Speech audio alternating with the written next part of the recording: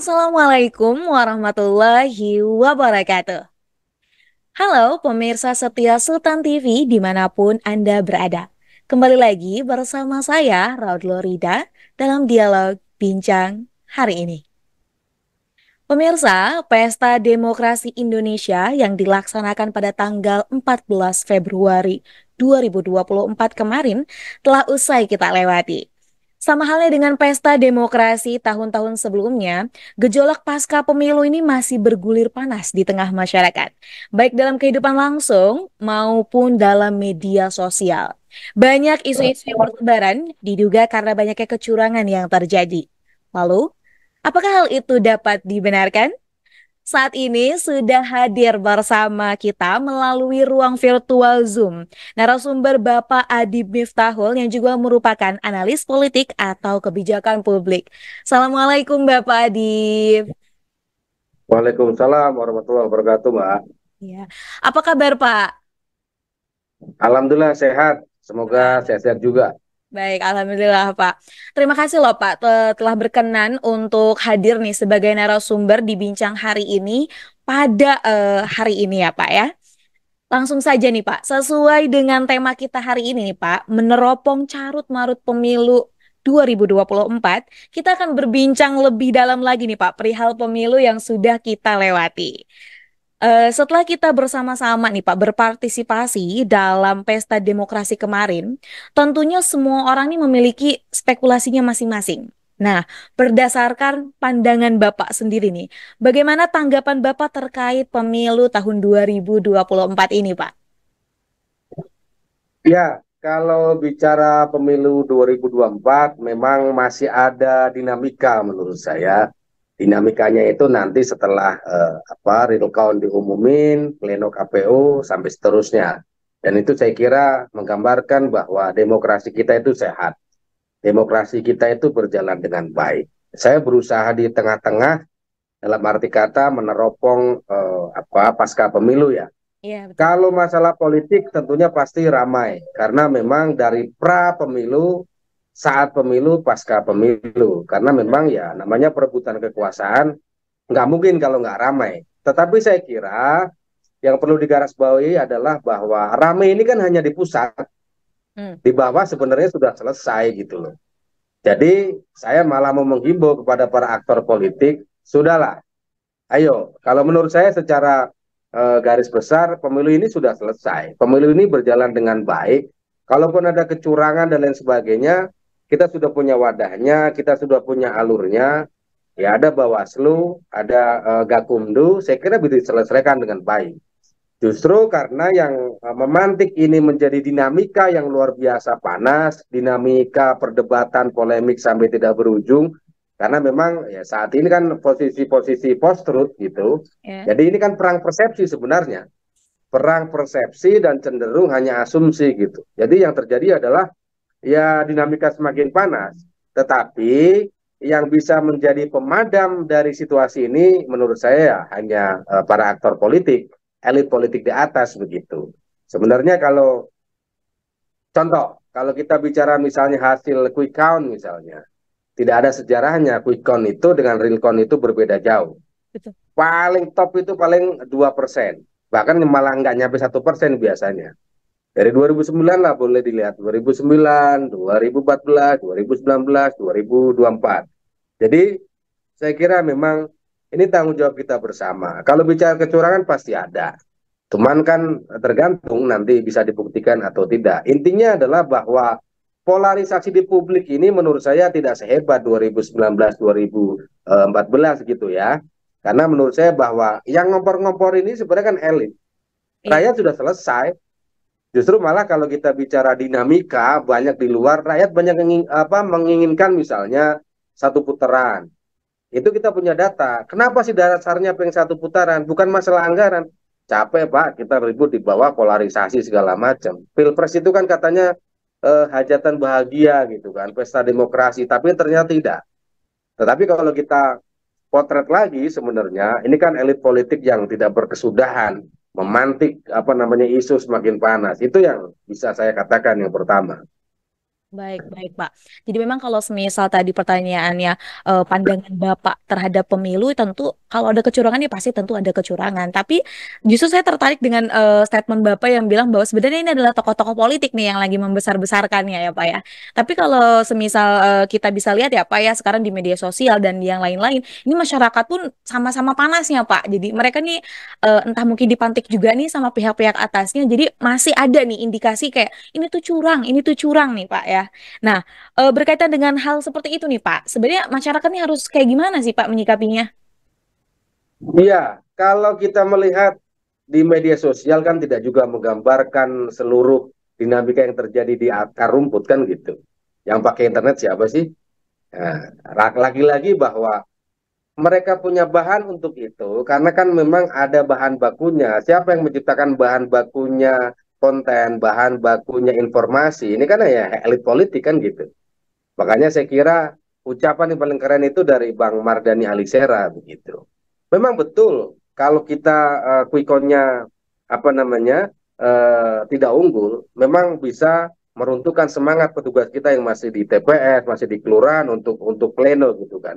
Tetapi juga sama, ketika kita membiarkan ini terjadi, kita harus menjadi sebuah negarawan. Itu juga baik menurut saya Bang Mardhani Alisera dari PKS ya, Iya. gitu. Nah, pola-pola kenegarawan itu menurut saya masih jauh dari apa tindakan gitu. Jadi kalau mereka sebelum pra pemilu bilang bahwa kita siap menang, kita siap kalah, itu rata-rata tidak bisa dibuktikan. Dan ternyata kebanyakan para elit politik itu kalau sudah kalah juga tidak negarawan gitu loh. Iya. Jadi mereka berusaha memantikkan isu dengan hanya asumsi, akhirnya kan ya tadi saya katakan, ini perang persepsi. Kalau teori komunikasinya kan ini adalah era-era post-truth gitu.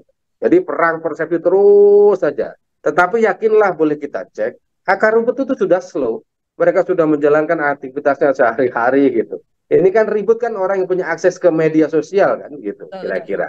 Nah dipanas-panasin, dimunculin isu oleh para aktor politik. Hmm. Makanya saya bilang bahwa ayolah ketika Anda secara tidak langsung harus bertanggung jawab menciptakan polarisasi para elit, Anda juga harus menjadi pemadam kebakaran dalam arti ini biar polarisasi selesai gitu loh. Itu yang bisa saya katakan. Baik. Masih menyambung Pak dengan pertanyaan yang sebelumnya. Setelah kemarin pemilu selesai, biasanya ini kan masyarakat Indonesia ini menunggu hasil quick count ya Pak ya. Nah, dan ternyata hasil quick count itu setelah ditayangkan di berbagai media. Muncullah ketidakpuasan Pak di beberapa masyarakat mengenai hal tersebut. Dan ini sempat ramai Pak, trending topik di salah satu media gitu ya Pak ya. Bahkan dengan tagarnya adalah RIP Demokrasi. Bagaimana nih tanggapan Bapak mengenai hal itu? Iya, kalau saya melihat bahwa ketika ada rim demokrasi, ya berarti demokrasi ini berjalan sebenarnya gitu kan. Karena Anda nggak bisa ngomong seperti itu kalau nggak demokrasinya berjalan kan gitu kira-kira. Tetapi memang betul kita harus kritisi. Tetapi ketika kita harus menyelenggarakan negara ini adalah negara besar, event demokrasi yang begitu rumitnya luar biasa, jadi saya kira juga memang harus dibedakan antara kekeliruan input misalnya, antara kecurangan. Sebenarnya semuanya kan sudah ada saluran tergantung bagaimana sebenarnya lagi-lagi menurut saya bahwa ini loh tidak usah berasumsi tetapi kita sudah punya jalurnya di mana itu ada Bawaslu kalau memang Anda terbukti curang misalnya kalau nggak salah kan info pleno di PPK tingkat kecamatan itu kan sampai tanggal 20 Hmm. ya adu argumen saja di situ gitu kan dari TPS diawasin taruhlah ada keluar input nanti masuk ke kelurahan masuk ke kecamatan masuk tingkat kota kabupaten saya kira pengawasan ini kan berjenjang gitu loh jadi kecil kemungkinan kalau curang itu misalnya sistematis gitu ya kan Hmm. karena memang ya kalau memang ada curang sudah ada jalannya jadi menurut saya bahwa ini harus kita apa namanya kasih pemahaman kepada masyarakat yang baik bahwa ini loh prosesnya gitu. Lagi-lagi kalau kita berasumsi, apalagi yang menjalankan adalah public figure elit politik, ini yang menurut saya luar biasa dahsyat gitu pengaruhnya. Akhirnya bisa menciptakan semakin tebal itu polarisasi gitu. Nah, salah satunya cara adalah saya ulang lagi, ya mereka harus bertanggung jawab meredakan situasi ini gitu loh. Itu yang bisa saya katakan. Baik, Pak. Nah, kalau tadi kita berbicara tentang kilas balik pemilu 2024 yang memang baru-baru selesai ya, Pak ya. Nah, bersumber dari beberapa berita yang ada nih, Pak. Banyak sekali pihak yang memberikan tuduhan bahwa pemerintahan saat ini nih terasa seperti Orde Baru. Dan hal ini sebenarnya ditunjukkan kepada Pak Jokowi nih, Pak ya. Sebenarnya tuduhan itu relevan atau ilusi sih, Pak? Melihat bahwa kan mungkin karena Gibrannya ini menjadi cawapres ya Pak ya, dan Pak Jokowi selaku bapaknya, apakah tuduhan itu relevan atau hanya sekadar ilusi? Iya, kalau saya ya bisa mengatakan bahwa sekali lagi soal misalnya memang kebetulan ya Gibran ini anaknya presiden. Siapa yang berkuasa hari ini susah dilepaskan untuk tidak cawe-cawe itu pasti. Dan tuduhan itu menurut saya jangan tuduhan ya, penilaian itu menurut saya wajar. Karena memang ya gimana presidennya Pak Jokowi, dia tidak terlepas dari sosok individu dan sosok bapaknya Gibran dan juga sosok kepala negara. Dia tidak terlepas dari tiga itu. Walaupun dia misalnya mengatakan saya pribadi, saya boleh berkampanye, tetapi itu juga tetap bisa ditafsirkan bahwa itu ada keberpihakan kan gitu. Memang serba salah, itulah yang terjadi gitu kan. Tetapi bahwa misalnya kalau seperti Orde Baru saya katakan terlalu berlebihan lah. Kalau di Orde Baru kita udah apa namanya beda pendapat udah agak susah itu. Justru malah saya berpendapat sebaliknya. Inilah demokrasi yang menurut saya sudah luar biasa bebas kita gitu.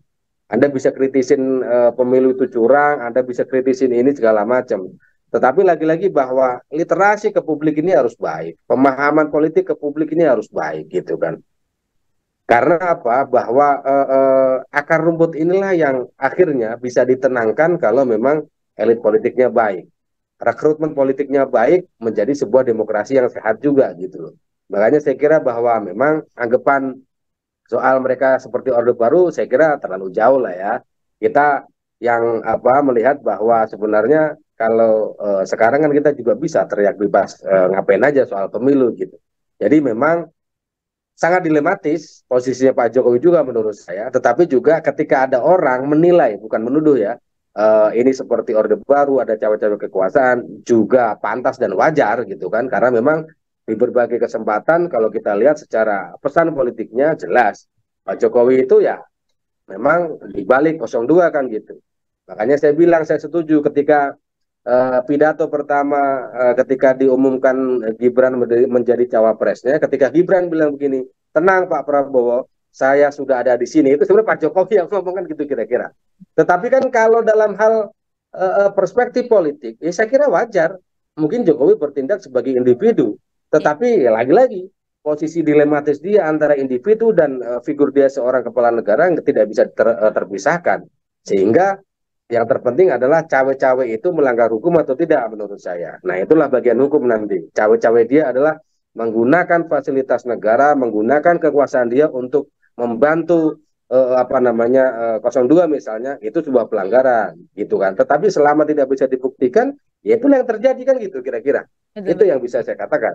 Hmm, baik Pak, betul tadi karena ada lembaga pengawasan juga, jadi jika memang ada pelanggaran-pelanggaran dan hal-hal lainnya, ini juga bisa mengedukasi masyarakat, bisa langsung dilaporkan ya Pak ya, jangan hanya sekadar membuat statement-statement yang akhirnya menjadi huru-hara, terlebih lagi di media sosial.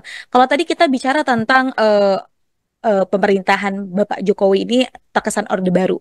Selanjutnya nih Pak, karena kan kita juga sudah tahu nih dengan hasil recount KPU juga saat ini Prabowo dan Gibran ini unggul ya, Pak. Mengutip dari perkataan Ketua DPP pernah waktu itu ya Pak Jarod Saiful Hidayat ini mengatakan bahwa Pak Prabowo dan Gibran ini yang bersatu dalam koalisi Indonesia Maju ini merupakan cerminan Orde Baru. Tanggapan Bapak mengenai hal ini Pak, silakan. Iya, saya lebih mengkritisi bahwa ya kebetulan aja Pak Jarod di berseberangan dengan Pak Jokowi. Kalau bersama juga nggak ngomong begitu. Kebetulan yang kedua dia kalah gitu loh. Ya, ini menurut saya tidak sportif gitu loh. Jadi kalau Orde Baru menurut saya terlalu berlebihan. Saya katakan itu, ya kan? Karena memang para politisi ini sebenarnya gampang dinilainya. Tergantung di mana posisi konteksnya saat ini dia, udah gitu aja. Kalau posisinya sekarang misalnya Jarod pun menang, dia juga nggak bakalan ini seperti Orde Baru gitu kan.